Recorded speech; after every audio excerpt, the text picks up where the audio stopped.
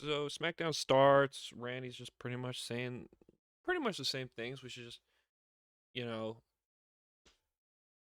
Cody asked for the best version of Randy, and you're gonna get the best version of Randy. Pretty much is exactly what he said. More meaningful, more impactful, but it's Randy Orton. He's pretty good on the mic. He's gonna say stuff. So he just does that, and then Matt Cardona comes out. Matt Cardona, was still angry because his arm kind of got, yeah, he kind of got. So that leads to that kind of led to that. Uh, so he beams him, and Randy's not happy. Randy's not happy. He gets hit. And it leads to a match to later of the night. Randy pretty much goes, Nick, if you don't do this, some way worse is gonna happen. Honestly, I think they should have just done the way worse option. The match was good. We'll talk about that a little later. Good for what it could be. For what it was, but I want to see Randy do just more vicious things. That's what I want. Maybe do some more in the background, just doing this or that, or just nailing people with things, just random people or something, something more aggressive, something more violent, just something a bit more, because right now he's kind of just Randy. It's Randy, but he's like, oh, these voices, and he's that. And it's cool. It's not just Randy, but it's like I want more. I want more happening. That's what I want. I want more to happen. Um, that's really just what I want. I just want more. I just want more. Next segment.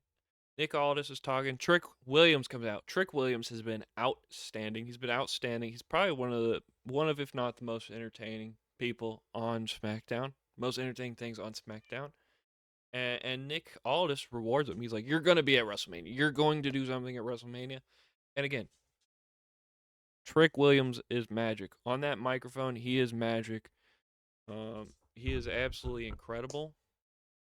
I absolutely love when Trick Williams is on the screen because I know I'm going to be entertained. I think Trick Williams is so good. I think he is so good. I think he is so good. And I think he has gotten so good. I think so some people were trying to rush him in NXT, and I'm so glad that they didn't listen and they let him grow. I think TNA helped him a lot. Maybe not as much on his promo. He's always been just a great promo guy, but like his in-ring is definitely better than what it was. That is for sure. That is without a doubt. And and this Trick Williams segment, Sammy comes in. He's like, "So what about me? Do I have a WrestleMania match?" And Nick also like, "Well, that's reserved for champions and people rising stars." And and it kind of leads to this very funny moment. I don't care if it gets copyrighted. We're gonna watch it together. Hey, Sammy, catering is that way. Sammy, Sammy. I had him going, and catering is that way. He is so magic. He's so good. He is so good. It's literally he is magic on the mic. He is one of, if not the most entertaining people on SmackDown, and he just got here. Next, we got Charlotte Flair and Alexa Bliss versus the Bella Twins. It is a fine match. He is fine. Nikki Bella might have gotten hurt at the end there. I like Lyra and Bailey. They come out and save after Lash Legend and Nia Jax kind of beat up the Bella Twins because they won, and Nikki Bella was kind of limping. So I hope she's okay. Yeah, that's I I really do hope they're okay. I don't really have much more on this match. I like Lyra and Bailey. I will think a match with these tag teams. Please just have Lyra and Bailey out the entire the entire time. That's probably going to be one of the best matches if you just let them do their thing. Next was the Rhea Ripley segment. Um, this is another segment where it's kind of seems like Jade or Rhea or both are just not into it. Like they don't like each other. They don't really care to do things with each other. Like I've had Jade Cargill promos where I'm like, oh, that's pretty good. And these aren't hitting. I actually did like a part of this segment where it wasn't like a, oh, I talk, you talk, I talk, you talk. I think that's so much in wrestling where it's just, oh, okay, you get a turn, I get a turn. They were cutting you off. This was like an actual argument, and I think that applies here, and I think that's good. It still wasn't great. It wasn't great. It just, because again, it just feels like they just really don't want to work with each other, really. But I did like that part of the segment. I think that does do something. That's about how I feel. I think Rhea's gonna win at WrestleMania. I think you might see someone return to help her at WrestleMania. And then I saw someone being like, I think it's gonna be Bianca if she's healthy. And then I saw someone online being like, well, why would Bianca help Rhea Ripley, but she wouldn't help Naomi with Jade Cargill? Naomi pushed Jade Cargill while Bianca and Jade Cargill were a tag team champions, so that way Naomi could shove Jade Cargill out the way so she could be the champion with Bianca. There is a clear difference between that and she's now a bad person. I'm going to go help this person because she's good, I guess. That's pretty much it. Like it's not crazy. Like it's not like a logic. It's a little bit of a logic jump because it's like I don't think these two like each other, like Rhea and Bianca. Of course, backstage they love each other, but that's just how I feel. That's yeah. Um, that's kind of how I would explain that. I don't think they really need to explain too much, but this is how I feel about this segment. Real quick, I do want to say I absolutely love Bianca Belair. She is probably my favorite women's wrestler in WWE. I absolutely love Bianca Belair. So when if she does come back for this, I will be ecstatic. I do love me some EST. She is awesome. When she is healthy, she is actively a top 5 wrestler in the world, bar none. She's awesome. Let's go to the next segment. Okay, next we're going to talk about all the Jelly Roll segments. Starts off, Damian Priest, R-Truth win the tag titles. It kind of, R-Truth is funny, so it cracked me a little bit. They're like, Damian Priest's like, what are you doing? R-Truth is in a construction thing. Oh, I was building the warehouse. The Judgment Day is back. And he's like, the Judgment Day is not back. And then Jelly Roll comes down. He's like, hey, congratulations. He's like, you look a bit different. I'm like, I wonder what this is doing. And then Rhea Ripley came. And he's like, see, it's the Judgment Day. We got Damien, we got Tom and Nick, and we got Rhea. It's perfect. He's like, the Judgment Day's not coming back, And he's like, well, we're making this, and we're gonna have a hot tub. And Damian Priest was like, well, that's cool. And then that's cool. What actually got me. Usually that doesn't get me, but it got me. This is technically actually before the Rhea segment, but it doesn't change the Rhea segment at all. And then next, Danhausen curses Kit Wilson. Danhausen cursing Kit Wilson is fine.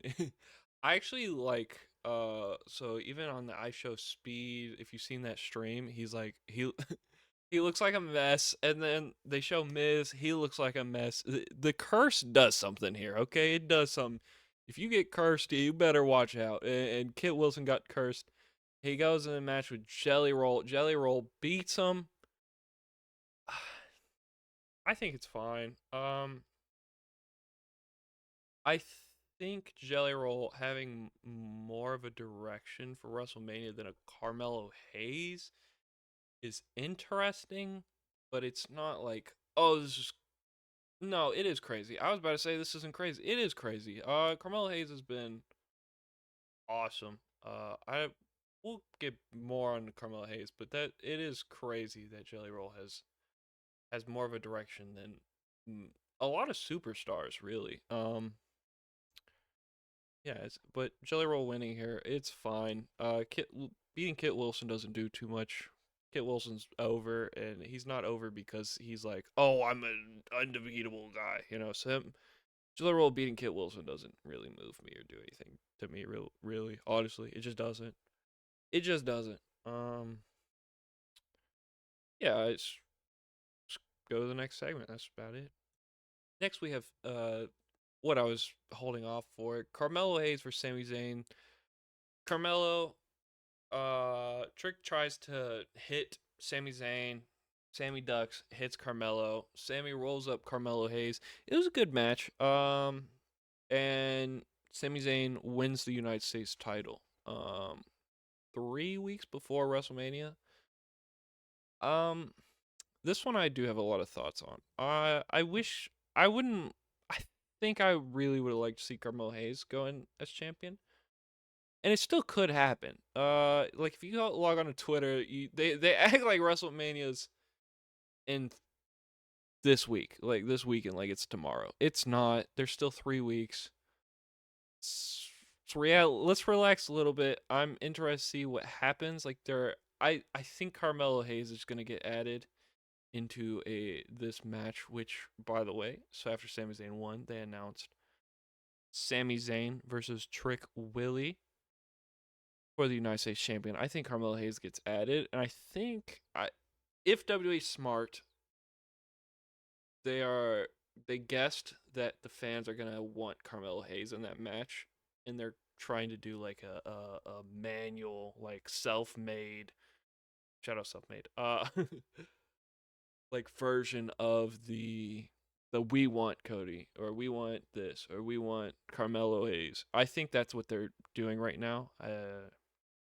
If it is what they're doing, again, depends if they're smart. It makes sense because there's all this outrage on SmackDown, and if WWE Unreal comes out and they're like, "This is what we wanted, this is what we planned for, this is going exactly how we wanted it," that's cool, and I hope that's what they're going for. But again, as if they're smart. I don't know if that's what's gonna happen. Really hope Carmelo Hayes gets added to this match, or they have plans for him at WrestleMania, as well as an Ilya Dragunov, because I think Ilya has also had a really good year. I know some people online have been mentioning Gunther, because Gunther's plan has also fallen through. So a Gunther versus Ilya is just going to be a great match, and it doesn't really need that much of a story. Really, it just doesn't. If you know there, because if you know there is a story, then there is a story. But if you don't, it's still just going to be a great match. You know, that's kind of how I feel. That's what I hope they express it is. Hey, these are two very good wrestlers. They do have a past story, and they're wrestling at WrestleMania. Um, again, I hope Carmelo Hayes probably just gets added to the match. Ilya might just get added to the United States match. That wouldn't shock me either. But I, I'm gonna have a bit of patience before I have too much of an opinion on the United States Championship. Like my brother came home and he was like, "So what did you think about the United States change?" And I was like, I'm gonna wait and see. I'm just gonna wait and see. I don't want to be like all open arms and be like, oh my gosh, you know. I'm just gonna wait and see. Let's just wait and see. I hope they have a plan. There's still 3 weeks till WrestleMania, 3 SmackDowns before WrestleMania. I'm sure something is going to happen. Next, we have a segment of Jacob Fatu coming out saying, I'm hurt. I'm beaten. But if Drew McIntyre wants to come out here, I'll deal with it right now." You know, they're limping because if you didn't see last week, they kind of flinged off of a building.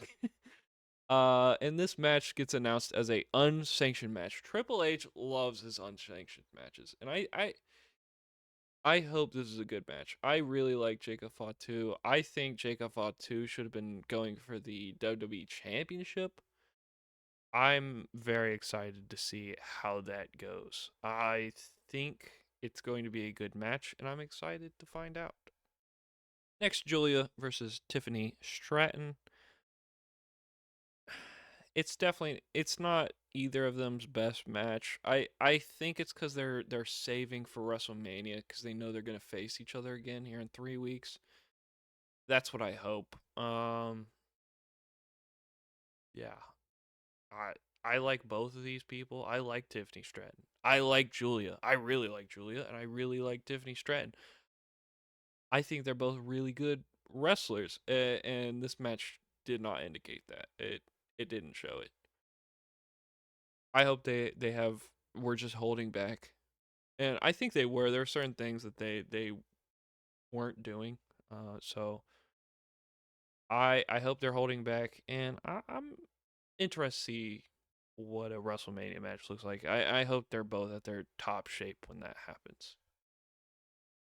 Okay, and next segment, Matt Cardona versus Randy Orton. Randy squashes him pretty much. He gets pretty much all offense. Matt Cardona, they're selling has a broken arm. He is not really selling. He has a broken arm throughout the night. Um, and he kind of just gets destroyed by Randy. He gets one bit of offense really in the entire match, and that was it. You know, wish he'd been a little bit more like way more aggressive on that hand. Like I want him to have destroyed him. Stunned way more. But it was yeah, it was fine. And then after that, he's standing in the ring, and then Cody's music hits, and you're like, oh, let's go, Cody Rhodes, yes. And then it shows him his truck, and it's going through, and it's like, okay, this is truck, and then he opens the door, and it instantly hits to commercial. What? Okay, and then it hits to commercial, and you're just like, oh, okay, I guess that's crazy. I'm not even mad it went to commercial because it took him 5 minutes to go down to the ring. It took him 5 minutes to get down to the ring, and then they're fighting. They get separated. They're fighting. It's not even like really aggressive. Like I want to see more blood. I want to see more of this. I want to see more of that. And it's just them punching each other. And it's fine. And then Jelly Roll comes out.